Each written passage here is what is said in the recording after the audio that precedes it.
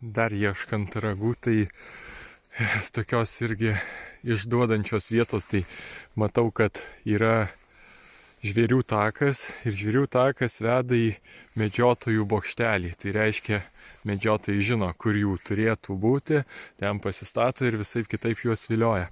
Dar praeinant, matau, čia va gerai pabrūžinta buvo, niežėjo ragus, tai čia brūžino ir bandė nusimesti. Tai dabar einu, bandau eiti taku, žvėrių taku ir dairysiuosi kažko.